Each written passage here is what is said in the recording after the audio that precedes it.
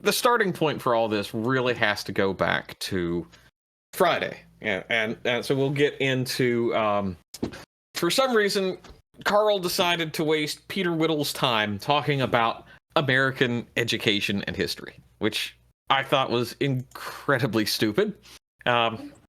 Yeah, so they go through some articles. I don't really, think we need to pull anything up but the New York Post one. So they're talking about how Americans don't know much about history, and then of course you get this. No, although let's be honest, outside of probably our audience, I'll ask both of you and the audience, the average citizen, how much does the average citizen in your respective countries know about their own history? Most people don't know anything about their own life. Most people can't remember what they were doing last fucking week. Exactly. Yeah, it's actually no more about American history than they do about Canadian. Yeah, because Canadian history is basically the French showed up, they were useless, they left, and then somehow you got even more gay. Yep. And that's because they stopped putting a Union Jack on the flag. Yeah. Oh, was that it? Yeah, pretty much. And so that really got me to thinking, with Carl doing the typical herder American stupid bullshit, which gets more and more under my skin as I go along. I used to take it on the chin and be like, well, we Yanks, we have some ignorance in us. We agree. And then the more I talk to people that are less educated about America, the more I realize Americans, we do know our history to a point, but it is heavily distorted, and it's becoming more distorted as we're going along. Would you say it's becoming more distorted on purpose? I absolutely would. Mm-hmm. And that's where I was hoping Carl would go with that segment, but no, he just waffled on about the race grifter Al Sharpton and really irrelevant bullshit about American education. And so I know a lot about American history, not everything, but I know quite a bit, because I worked professionally and as a volunteer at museums for pretty much all of my life, as far as an adult, from about age 18 to right now. So that's 20 some years of working with historians, professional historians, being an amateur historian myself, writing some articles, doing presentations for the public about usually obscure bits of European history and American history. So, when I see art, say Carl putting some shit like that out there, it's like, one, you didn't have an American on who can explain some of the problems that we've had over the past 100 years with our history education, and just honestly wasting Peter Whittle's time on something that he probably has very little interest in. It's very frustrating to see this one-sided portrayal of Americans, and yes, it's deserved to a point because we are the dominant culture in the world right now, but it's tiresome, and it's like, could I be petty and stupid and talk about, well, the British have bad teeth, ha ha ha. No, that'd be stupid and insulting over time. Yeah, but the British also know fuck all about their own history, even when you take into account that they've got more of it. Well, and how many of them know that it's like, oh, well, the Dieppe raid. Well, we just told the Canadians to go fuck off over there and die as a test invasion, and we really didn't have anything, involved with a real support network, and they put them in damn canvas boats that got shot up. Stupid shit like that. Oh, and then they put tanks on a shingled beach because that went well. Yes, or wonder why the Australians seem to have this slight concern whenever the British Empire sticks them someplace, especially around the Mediterranean. Don't let the British navigate. That's for fucking sure. Wrong beach, motherfuckers. So that kind of prompted me doing a little bit of research and a little bit of introspection about the problems I have seen with the way American history is taught. And I'll start off with basically, a little self bragging here.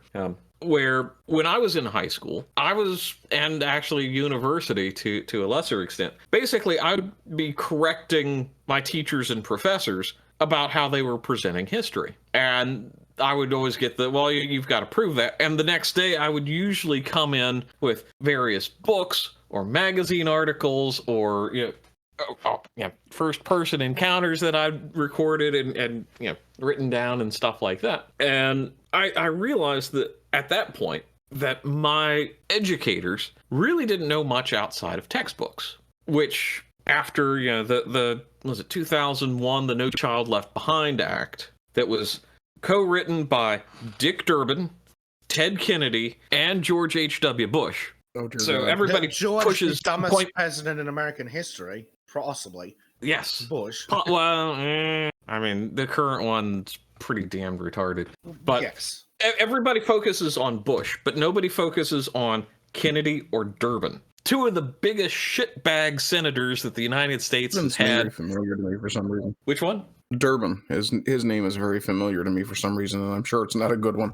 Oh no, it's not. He was kind of a Senate rabble rouser, but kind of retarded.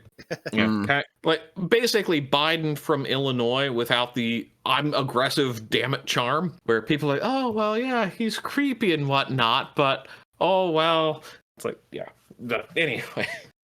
That's far off into the weeds. But and if Bezic will pick up the article on history of standardized testing in the United States according to the National Education Reich.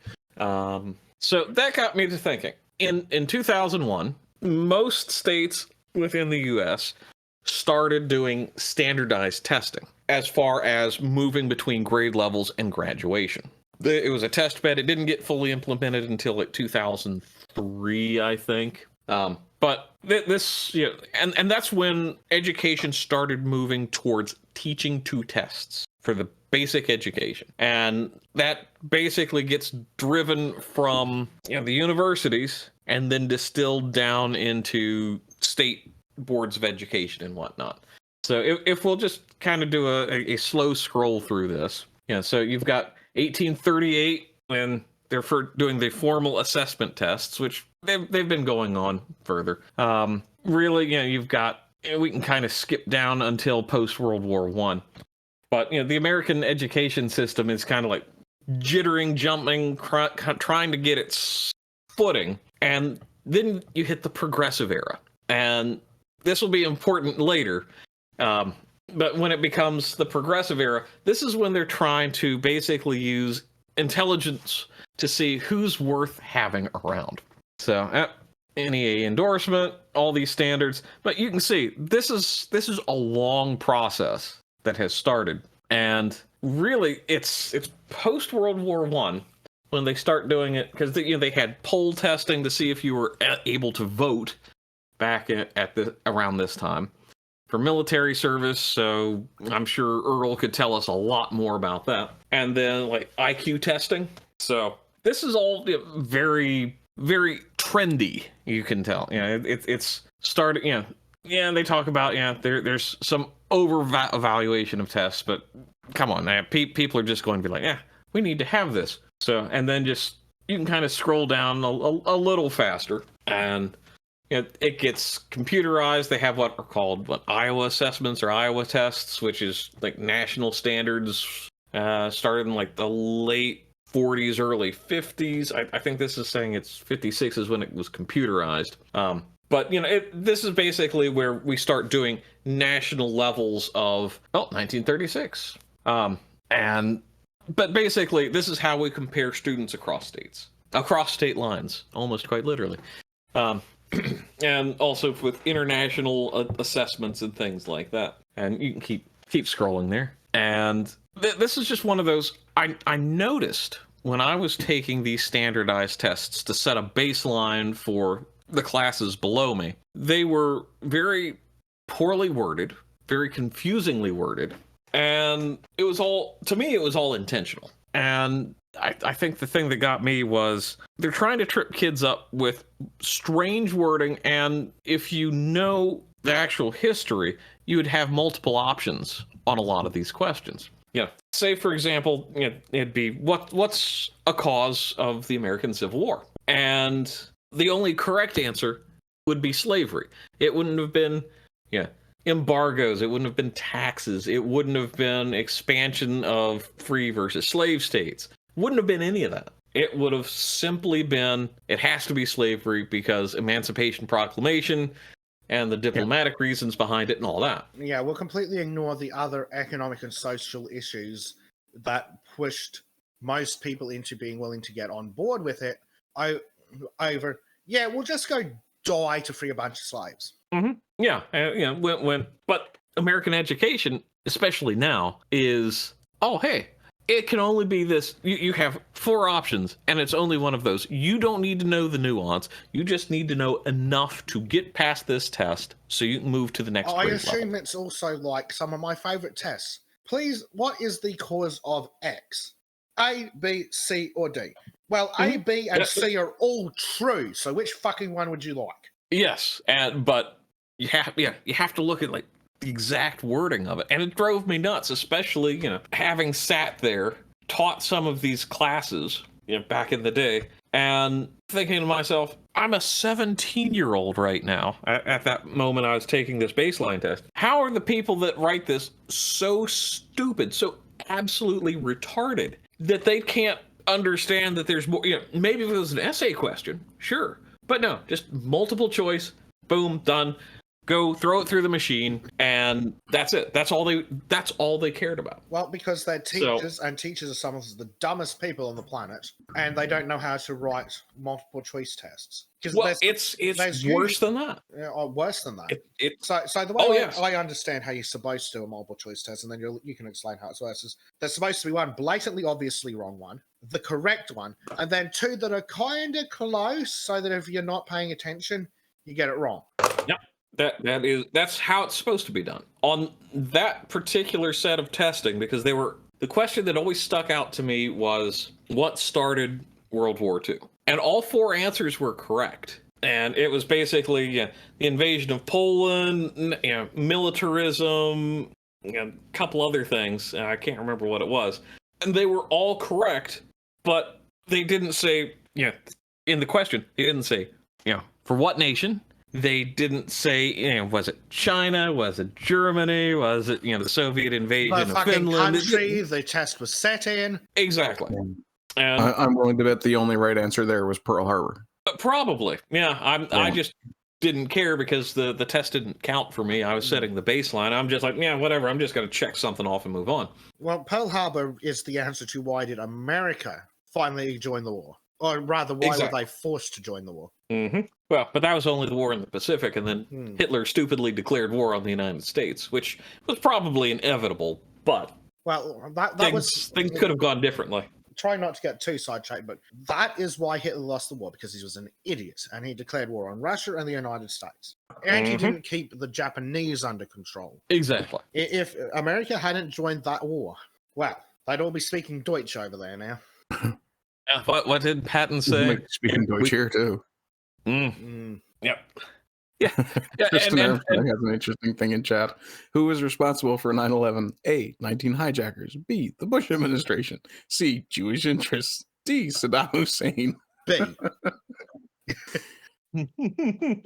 I'm willing to bet if you took that, wrote it down on a card, for instance, you would probably get an even split between Saddam Hussein and the 19 hijackers. Yeah. Well, here's the really crazy part about that question. Which Bush?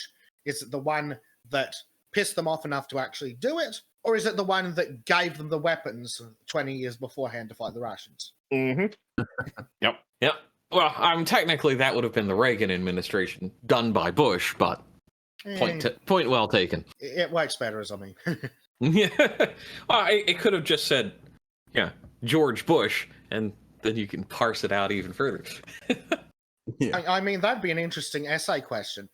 How did the presidency of George Bush, or rather, better yet, how did the Bush presidency contribute to 9/11? There's a fucking interesting essay question for someone. Oh, yeah. But, so when I said it gets worse, so, and this is going to be a little bit of a ramble, because I'm So an aunt was a elementary school teacher, and what they had to do was they had to write lesson plans that conformed to both the county standards, the state standards, and also had to basically be the test that they were going to be given. But they couldn't understand what the damn test was. So it's this really vague 3-tiered checklist of things that they have to write their lesson plans to. And then they're told after about 3 to 4 years that, no, you can't do it this way. Here are the parameters of the test, and this is all you can plan your lessons to. And it's like, wait a minute, how are teachers able to, say, cover a topic that their students don't understand, or engage their students in ways that maybe are unconventional, but it gets the message across? It's like weaving a narrative about an incident where the kids are just supposed to learn dates, names, and incidents. Like, it's like 9/11, it's like, oh, well, you need to know what happened in New York City in 2001.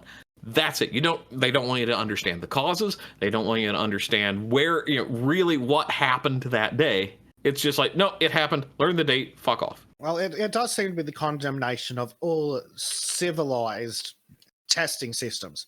They're not testing knowledge or understanding. They're testing memorization, which is fucking useless.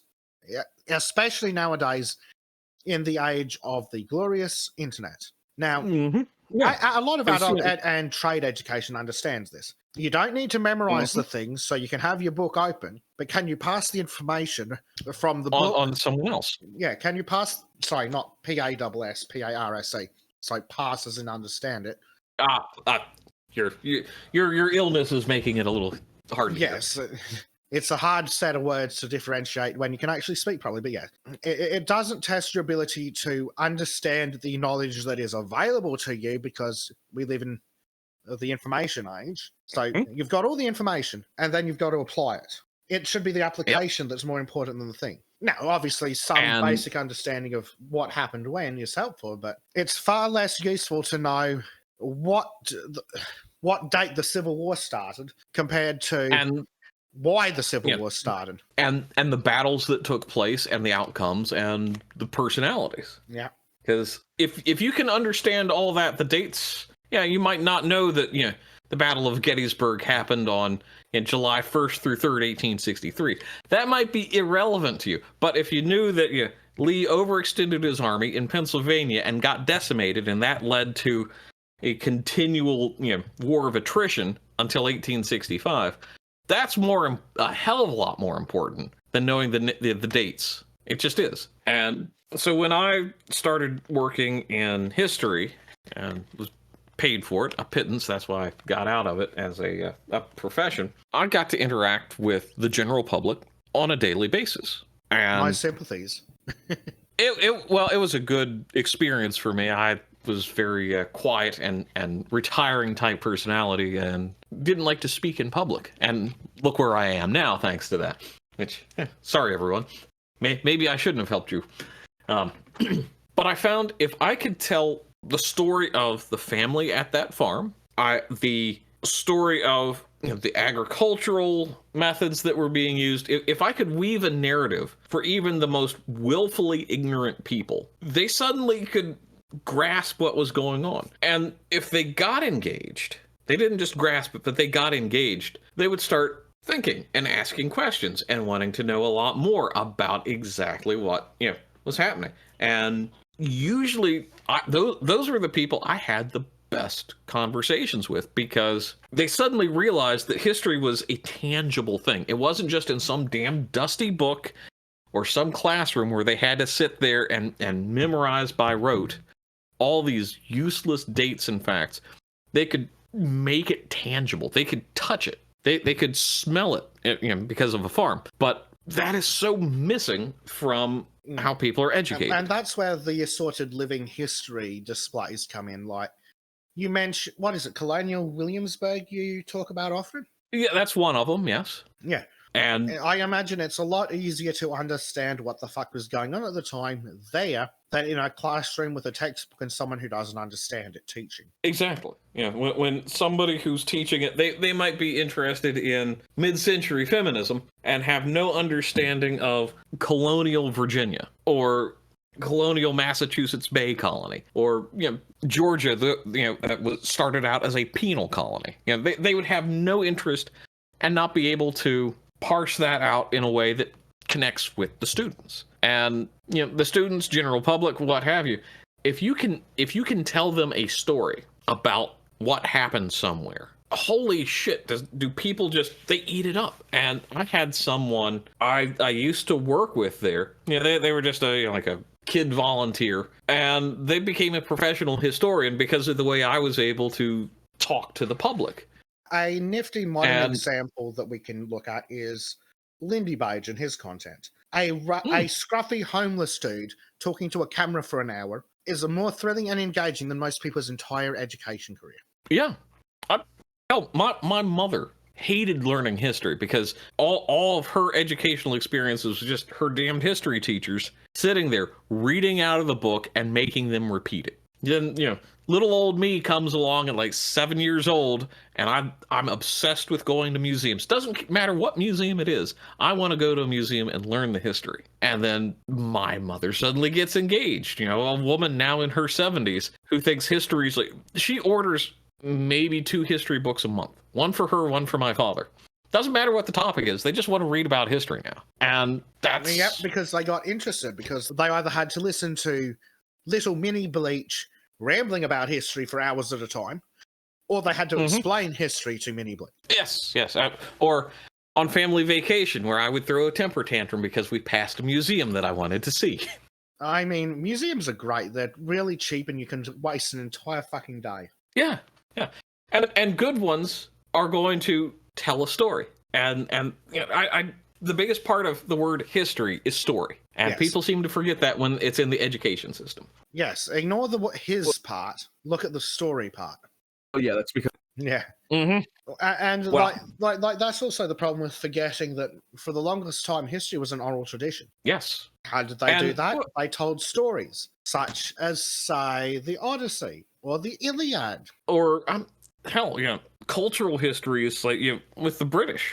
Yeah, they would go and they would tell their oral stories, and they would get passed down into the colonists and whatnot. And so that's where the Anglosphere has common culture and story and history. But we can't talk about that because British Empire and all.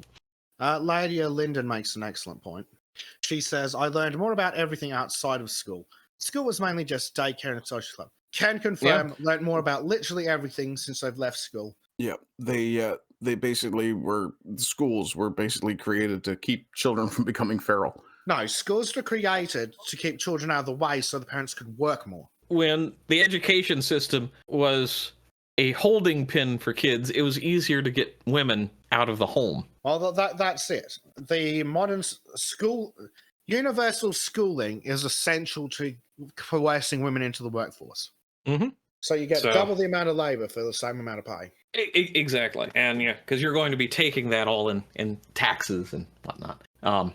So that kind of, that's kind of the overview of where I think part of the problem on American history education is. It's this overabundance of basically simplifying everything to a test. But it gets worse from there. It always gets worse. If you would, let's see, go with just the Eric Foner. We don't really need to scroll through just so people can have a visual of this fucking asshole. So when I was at university and was with good professor, I mean, he was very left wing, but he realized that I actually knew a hell of a lot more than he did on certain subjects. And this was back in the age where there was mutual respect. I had to sit down and read one of the books by Eric Foner. And we were supposed to read it and basically write a book report on this book. I had such a problem. It turned into a 10-page critique of basically the first 3 chapters of Eric Foner's work. And Eric Foner is one of these historians, using that very loosely, that was basically driving a lot of the way history is taught now in American schools. And I started, doing a little bit of research on this man, and of course he's from fucking New York. And one of these kind of mid-century, mid-wit, hippie type professors who really got into a lot of the rewriting American history to fit a Marxist narrative. And it's talking going through reevaluating Reconstruction as a violent, dramatic, and still controversial following of the Civil War, politics, social life, economic change during Reconstruction, reinterpreted in the light of changed attitudes of American society. So he's one of the, I want to say he was with the student organizing committee back in the day. Basically, he was a political advocate who started teaching, and I think it was University. He is also an actual fucking communist. Oh yes. Well, the other three gentlemen that we're going to be covered that are considered the titans of American education now are also communists, and one of them actually died in the Soviet Union. Shame all three didn't. Yeah. Same. All three made it past birth. Maybe there is a reason for abortion. I don't know. So mandatory abortions in New York, is that what I'm hearing? Yes, total and complete. But so it's all an abortion. Yeah, Canada has a great abortion project right now. Yes, extremely late term abortions.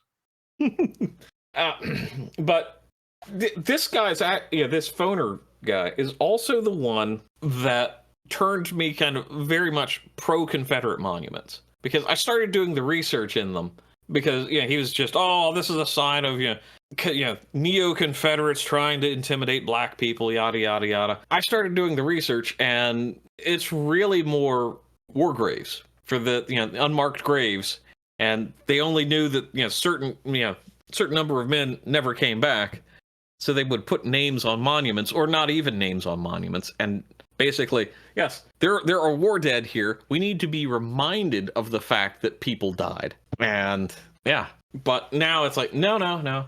You've got to consider this all just a very specific, basically, implementation of hate, rather than, there's a lot of dead people there. We need to remember that there were a lot of people who died in a civil war, so we don't repeat that mistake. So anyway, moving on to Phoner's mentor, the infamous Howard Zinn. Break into a moment before you move on too much, Bleach? Yeah. If you don't mind. I wanted to go back to something you said a little while ago. You were talking about how it was kind of more important to know the causes and date rather than the dates and statistics. Mm-hmm. And I think you're really right there, because, and I pointed it out in chat, which I've had to close now so that my internet will actually speed up, and I think it's gotten a little better. But one of the things I wanted to point out was, or that I did point out rather, was that there's more in the history class. And because of that, it really does make things like dates and statistics less and less important compared to root causes.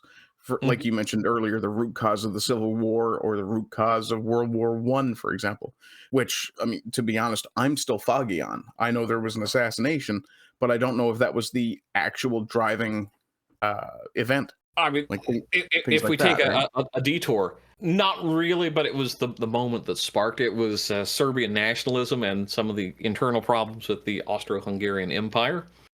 Yeah. And interestingly enough, had the Austrians done a punitive expedition in July rather than wait till August, the Russians were vaguely like, well, we're not going to interfere with a punitive expedition. And then time passed, Germany got more involved, and then alliances were activated. So okay, yeah, a perfect example of that incident as well. Like, what triggered World War II? The assassination of Franz Ferdinand. No. Some asshole had been piling up gunpowder for months, and then that was, or years even, decades. I mean, it's fucking Austria, Germany, and Russia. There's fucking centuries of tension there. Well, and you have don't forget the French.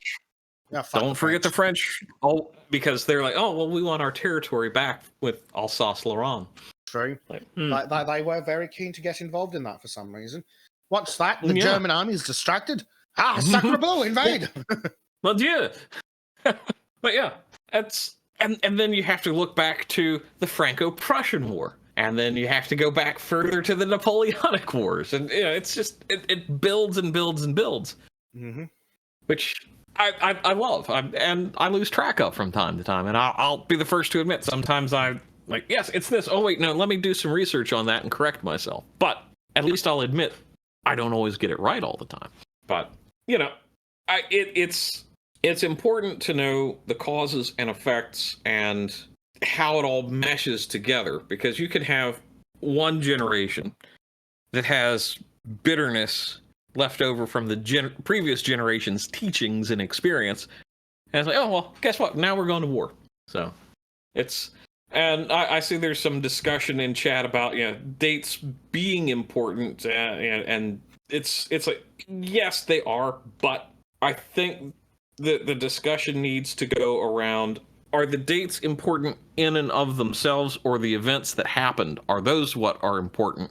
And that's why we should remember when they happened. That's it. Rather than talking about what happened in 1776 is vastly different to going, oh, what was the exact date of the signing of the Articles of Confederation? Mm-hmm.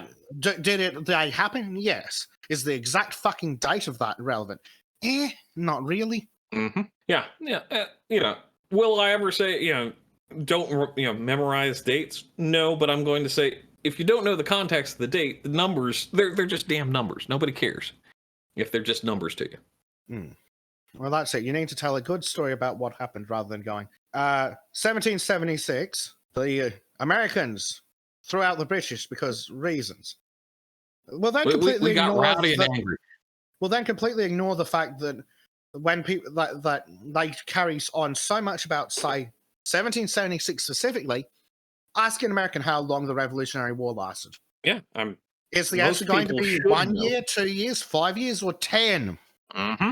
Or oh, well, gee, and did everything work out just right? And oh, well, what about 1775 and 1774 and stuff like that? And it's like, yeah, but no.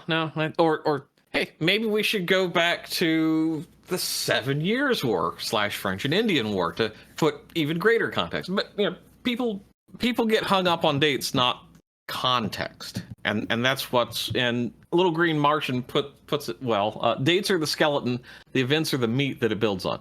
Yeah, but if you don't have any meat, you just have a pile of bones. You can't necessarily tell what the animal was. And look at was it mastodons were current theory is mastodons were the inspiration for cyclopses just because of the bone structure.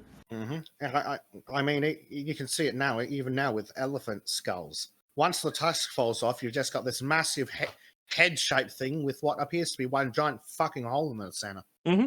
Yeah. So that navel cavity? Yeah. Is that a nasal cavity or is that an eye socket? We don't know. We're Bronze Age barbarians. But hey, let's tell a story about it anyway. So, back onto my rant train. So you have Howard Zinn, who also New York City, and he's considered one of the most influential modern historians in the United States. And he wrote a book, I think it was called History of American People, or A People's History of America, something like that. And he's the second man, but the first to really popularize this thought in the 1980s of, Columbus was a warmonger, Columbus was genocidal maniac, all this shit. That's where it really got the ball rolling with this man. And he wrote a very biased history of the United States, very selective. And according to, was it Professor... Hold on.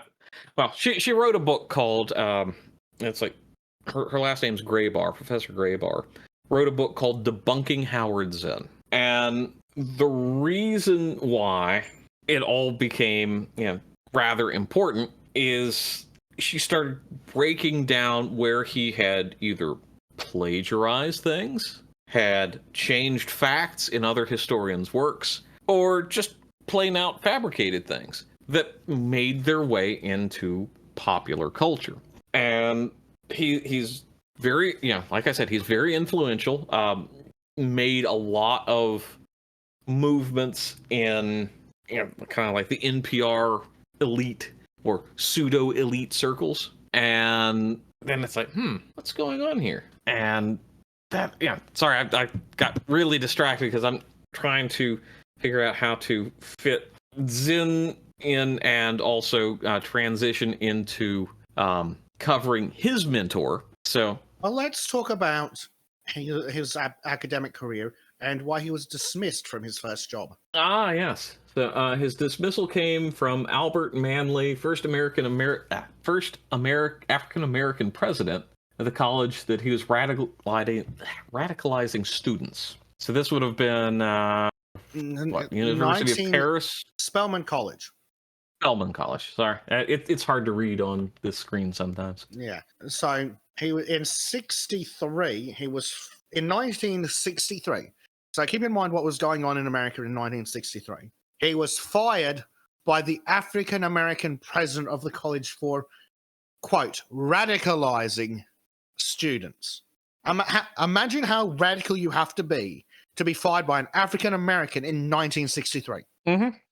And how openly radical you have to be. So, and isn't that also about the time when he? Yes, it was when he got involved with the Student Nonviolent Coordinating Committee, which is always going to be portrayed as, oh well, it's ending segregation and blah blah blah, but they were radicals. They were radical communists at the time. They just found a cause and decided to go with it. Yeah, because they had big ties with, I think it was the Black Panthers at one point.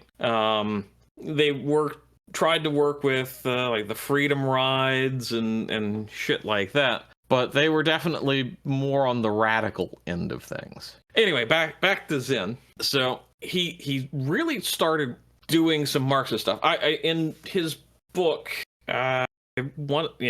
he praises Ho Chi Minh as a true democratic leader.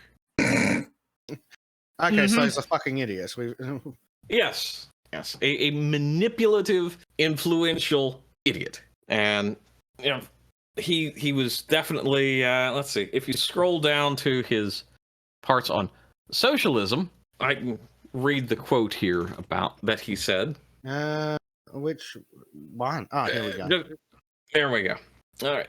Let's talk about socialism. I think it's important to bring back the idea of socialism into the national discussion to where it is at the turn of the last century before the Soviet Union gave it a bad name. Socialism had a good name in this country. Socialism, such as Eugene Debs, had Clarence Darrow, Mother Jones, radical communist. It had Emma Goldman. It served millions of people reading socialist newspaper around the country. Socialism basically said, let's have a kinder, gentler society. Let's share things. Let's have an economic system that produces things not because they're profitable for a corporation, but because people need. People should not be retreating from the word socialism because you have to go beyond capitalism. I'll just let that hang there for a little bit. Is he trying to imply that socialism somehow grows out of capitalism? Yes, he is. I think he's so stupid that he's accidentally stumbled onto something. Socialism is when capitalism is taken so far that you steal all the money. Mm-hmm. I mean, oh my god, it's just it's mind-blowingly bad. Yeah. So socialism is when the government has all the monopoly. Yeah, socialism is when the government has all the money. Yeah, but these are the people. The guy who's looked up to and said, "Yes, this man is going to teach you all you ever need to know about American history." Yeah. I mean, and this is a question for chat because I've got proof of this. How far do you think his tendrils have gotten into the American education system since 1980? I would guess primary school. Yeah, you'd be right. You'd be absolutely right. Because with that, let's actually let's step back from that proof, so chat can think about it and kind of distill stuff and have a little discussion amongst themselves. I'd like to point out who Zen took a lot of his influence and inspiration from, and that would be William Z. Foster. And this guy also filthy fucking communist. And not just a hidden filthy fucking communist. He was a leader of the Communist Party USA. Oh, a traitor and a fucking rebel. Scum. Okay. Yes. And he was, so this guy was born, I think, 1881. So he was part of the IWW, International or Industrial Workers of the World, so the Wobblies. He was doing a lot of terrorists. Yes. I was not able to, find anything linking him directly to the actual communist terrorist anarchists of the early 1900s, but he was certainly moving in those damn circles. So he organized a strike trying to derail American war efforts for World War I. And then post-war, it was the 1919 strike. And because it was like meat packers in 1916, 1919 was a steel strike. He joined the Communist Party after that in 1919. So this is when Russian Revolution and Russian Civil War is going on. Full blast. Bolsheviks are taking over. He's basically collaborating with them at various points. And this is where I just want to go, and because looking at the rest of his biography, not terribly interesting, but he did go to if you go down to death and legacy part, Foster died September 1st, 1961 in Moscow. Soviet Union gave him a state funeral. Fucking and Khrushchev he wrote a book towards Soviet America and remains a favorite among American communists and has been continuously republished by both leftists and anti-communists who see it as scandalous. Yeah. Well, only good communist. Yes. Yes. Now, if you will please go to the book that he published in 1951 called Outline Political History of America. And we'll just go, it's above Howard Zinn in the link list. Here we go. And I just want you to look at the first couple of chapters, or at least the names of chapters. So you've got, A New World is Found, the Indian Peoples of America, and then you go into Conquest of the Western Hemisphere, Political Economic Organization, Autocratic Colonial Rule, Land Grabs, Colonial Agriculture and Industry, Enslaved Labor, Churches in the Colonies, Wealth of the Church, International Struggle for Possession. And it talks about smuggling and whatnot. Then you talk about the American Revolution, more American Revolution. Revolutions and dictators in Latin America. The retarded economic development in Latin America. There we go. That's the good one. There we go. Yeah. And, we can kind of skip through. Talks about the territorial expansion in the United States, growth of industry and imperialism in the United States and Canada. Yep. Syndicalism and social democracy. So communism. Yeah. Yep. No. It's not actualism, because we want the people to vote for communism. Fair. Yeah, it's and just we'll finish this page. People's and working class struggles in the United States. Oh no. We can continue. Century of democratic struggle, land, slavery, peonage. So, what's this? Page 602. Socialism is the basic answer. Yeah. Here we go. Victorious socialism in the Soviet Union. 1990s is calling. They'd like you to fuck off. Yep. And then you've got capitalism's dismal prospects for America. The impossibility of rejuvenating world capitalism. When was this book written again? 1951. Oh, so shortly after actually, was that even in the war? Prime fucking superpower on the planet. You stupid. Mm-hmm. I'm glad he's dead. I really am. I mean, they were still untooling from wartime footing then. Yes. America did go in for total war at the time, because if you're going to go to war, fucking finish it. Exactly. None of this fuck-assing about like Vietnam or Korea or Afghanistan or Iraq or Ukraine. Basically, police action bullshit. Mm-hmm. Yeah, no, that can fuck off. Total war or don't go to war at all. Exactly. The only good war is a short war, and the only short war is a bloody one. Yep. To slightly misquote someone clever. Actually, it might be brutal rather than bloody, but the point still stands. It gets the point across. Yeah. But yes, so this guy influenced Zen, who influenced Foner, and all three of these little fucking retards are the ones who basically dominate how American history is taught, and mostly taught to tests. And if you want further proof of this, let's bring up the which one is it? Is it the Zen Education Project? It's the one right below it. Okay. So we can see the Zen Education Project, and this is how things are structured. And I'd like you to look at the iconography on all these. So you've got the colonization part. So you've got the evil Spaniards and the freedom-loving hippies that were called the Indians handing out trinkets in peace that they and stole love from other Indians after brutally murdering them. Yeah, and taking their land and enslaving them and whatnot. Driving them before them and hearing the lamentations of their women. Yeah, funny that. Good times. Yes, the best. Then you've got Revolution and Constitution, and it's like, look at that. There's, the Founding Fathers for the signing part, and then Indians and Blacks. That also goes back to the point we were talking about earlier about dates. 1776 is the big date. Revolution and Constitution, as even these idiots have categorized it, that's a lot longer than a year. In fact, it seems to start a decade beforehand. Mm-hmm. Funny that. Well, I mean, that's generally how history goes. It's never just, oh look, bam, there's an event. It's generally a significant amount of lead up to said event. Yep. Well, it's like World War II, because we touched on the causes in big inverted commas of World War I. What about the cause of World War II?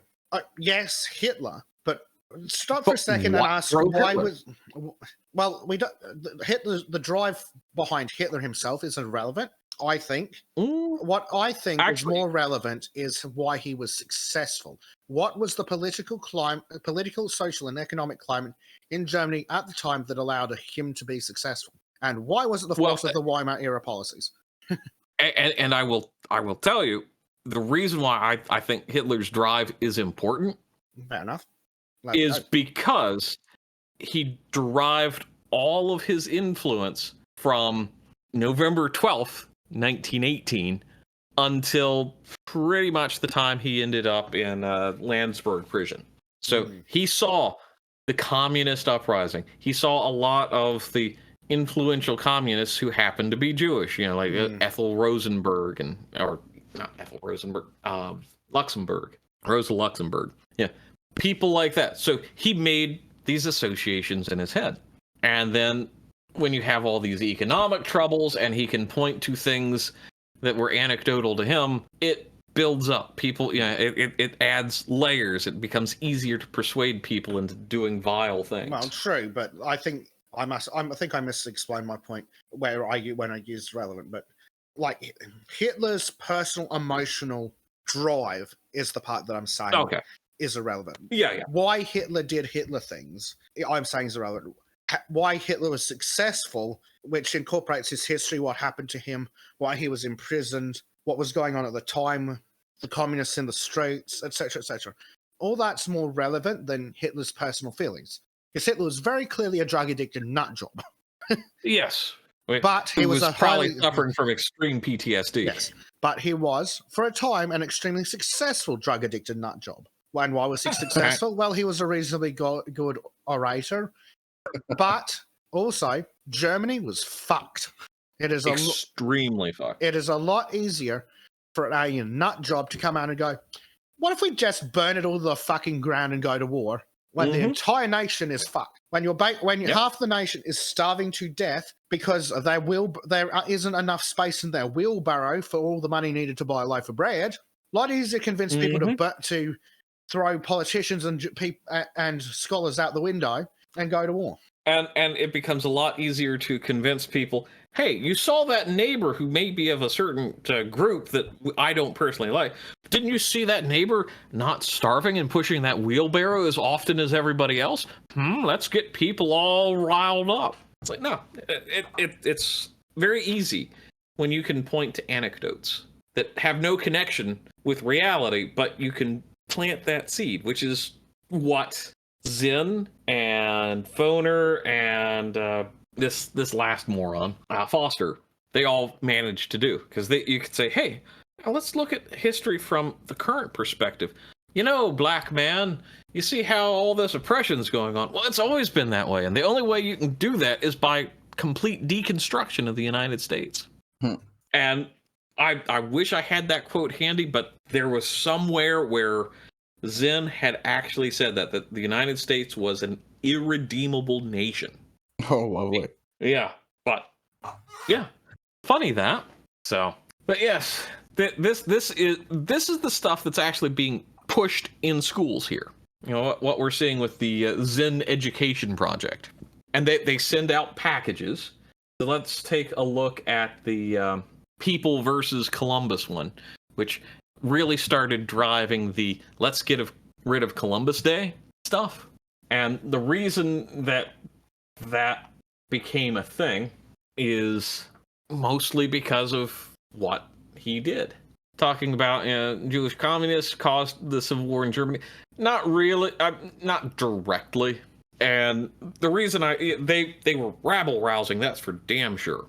But the big thing that drove it was the extremes that were happening at the home front, plus a lot of disaffected sailors and factory workers. And it's like, we've been suffering, we've been starving, we've not been able to feed ourselves well, we're having to go on ersatz food, and it's time for a change. So you get like the Bavarian SSR, the Soviet Socialist Republic, popped up, had to be suppressed. You had a very feckless Weimar government trying to control things. Well, because of the Versailles Treaty, they couldn't. And you've got a lot of soldiers, a lot of weapons that can't be legally owned by the German government. So, it's going to happen. They're going to arm themselves. And that's where you get the Freikorps movements, who I think people mistakenly paint as proto-fascist. Yes, there were elements, but more importantly, there were groups of heavily monarchist, because once the Kaiser abdicated, they had a lot of people who were like, we want to return to a monarchy because, it worked better. We have strong beliefs. They were kind of spoon-like in that regard. So, but yes, if we could jump into the People versus Columbus, just to kind of prove more than just me speaking about it, prove what kind of bullshittery is going on. So, let's see. This is in the form of a play. So, this role play begins from the premise that a genocide was committed in the years after 1492 on an island inhabited by the Taino. Many indigenous scholars estimate somewhere between 5 million inhabited the Greater Antilles. So just the fact that the play begins with the premise, not hard fact, the premise that a genocide was committed. What the fuck? Yeah. And let's see. Who and or what was responsible for the genocide? That's for the students to confront in this activity. What the fuck? Sorry, students confronting it. What age group is this for? Oh gosh, it doesn't specify. I don't think I've ever seen it specified. Scenes in the classroom, 11th grade is. Oh my god. I like how the author is someone called Bill Bigelow with input from members of the Taino. And they actually have not even that. Yeah, but it goes okay. So you've got this one play. Continue reading this play-by-play account of People versus Columbus at the D.C. Area Educators for Social Justice. Yeah. Okay. So what do we have? Typical Californian race grifter, typical or stupid white bitch, whatever the fuck that is, race grifter, and other race grifter. Fucking New Yorker. Californian. I mean, I don't know if I need to harp on this any longer. It's just very it's very obvious that for over 100 years, American history has been under assault by dirty fucking commies. Yes. And really, since the 1960s, actually 1950s, with we'll start at Foster's point, but it usually takes a few years for that to follow up. Since the 1950s, American education has been dramatically changed. Dramatic. And I see that in the way contemporaries of mine that still work in the history field treat things. They're very much in the social justice-y realm. They're very much pushing this, we've got to strip away all the myths of American history, rather than understanding that you need to weave the story, warts and all. Yeah, there are very ugly parts of American history. I'm not going to sugarcoat it. But then what civilization hasn't had those? Well, exactly, yeah. You know, I find it just very, very troublesome, very disingenuous to go and say, yes, Americans are stupid and ignorant people because they're evil because of the way the nation was founded. No, fuck that. And I point to this bullshit right here as to why Americans don't know our history. So the question, I saw a question from Lady Linden in there about what we can do to change it. And honestly, even if history's not necessarily your interest, and I don't care where you are in the world or what level of history you have an interest in, go out and visit a historical site. Walk some of those grounds. It doesn't have to be anything huge. It could just be an old Grange building. Grange movement was a big thing with American farmers back in the 1880s. But you go visit some historic sites. No matter where you are, look at them. Start learning your own local history. Start there. Start with something that you're passionate about, or even unpassionate about. But just learn something so you can have a conversation with, basically imagine some strangers come to your town. Tell them the history of your town. It doesn't have to be anything long and involved. Just like, hey, it was founded in 1852. And we had, this one famous guy who got hanged for beating his wife in 1823. And then his great-grandson did the same thing in 1925. Huh. It doesn't matter what the history is. It's just learn about where you are. Because when they strip away everything and make it a damn test, then you learn nothing. You learn how to regurgitate a few facts so you could play a trivia game somewhere, but you don't have any understanding or comprehension. Because once you start planting those seeds and start, go talk to somebody in your family that they're fewer now than there used to be, that maybe served in World War II or Korea or Vietnam or something like that. Just talk to them. And hell, if you can find an interesting little museum out of the way, $5, couple hours, probably worth it. I mean, $5 for a couple of hours is probably one of the better investments you can get as far as entertainment goes. And I see. Tristan has been where I've been. Tristan, I did a battlefield tour of Juno Beach in Normandy, interpretive center at the site, complete with Canadian flags, post 1965 flag. Not a single red ensign was seen. They flew one on one of the anniversary dates because I was talking to the docent there. And this was 2019, and people didn't know what the hell that flag was. It was terrible, but it was a cool museum. It was really nice to see. And Little Green Martian, a bunch of Roman era ruins not far from where they live. Local church dates to the 12th century. Yeah, that is so cool. But that's also something where, and I get where it comes from. It's like, we've got all these great historical sites that go back maybe 1,000 years with some of the Roman stuff at your fingertips every day. You see it all the time. we Yanks don't have that advantage because we tear old houses down because our houses aren't built to last hundreds of years. Maybe 100, maybe 200, but that's about it. So, but I can go and did multiple times, like Monticello, Mount Vernon, Ash Lawn, all the founders' homes. I saw lots of them growing up, and it was cool because I could actually see where these men lived and worked and wrote their volumes and learned how basically where they learned how to learn and how they taught their children how to learn. But it's like until you get to see that to that texture of life, history is just words on a page. So everyone should just go out there, fuck around, find some interesting historical site, and post it in the Sultan's Discord or something. But yeah, that's kind of my winding down on all that for now. So let's see. Little Green Martian. Also, the nearest town was where of a battle, noble got a sword lodged up his ass. That's cool. That's like the bits of history that make it interesting, especially if you could tell that to like a 12-year-old who's going to have giggle fits, and then they'll remember that and then pass that on and be able to talk about it. It's fantastic. So, but yeah.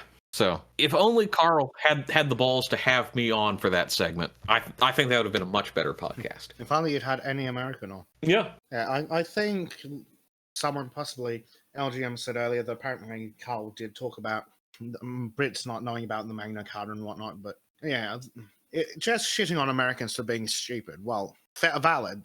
They to an extent. Often ignore their own foibles. Yes.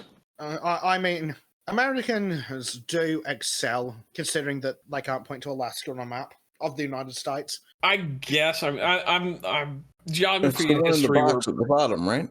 That's it. Yeah. Well right beside the box with Hawaii. That's right. Because apparently Hawaii is off the southeast coast of Florida. Yes. And Alaska is off the southwest coast of California. Because that's how maps work, right? Absolutely. Yeah. I think we've beaten this one to death pretty hard. Yeah. But remember, communists are fucking up our history. Yes. Well, remember, the only good communist is one being flung out of a helicopter at high speed. Yeah. No, the only good communist is a historical communist. And they've just fucked everything up anyway. LGM says it's easy to shit on America because they have California. Yeah, but there is an anecdotal note on the timeline on Wikipedia for the town I'm in that starts at 1640. So that's almost 400 years ago. Nice. So this was one of the first areas settled in Newfoundland as well. And Newfoundland was one of the first areas settled by Europeans in North America. So, if not the first. No, it was not the first. Maybe in Canada, but not in the entirety. I mean, we've got Canada. Jamestown, so 1607, baby.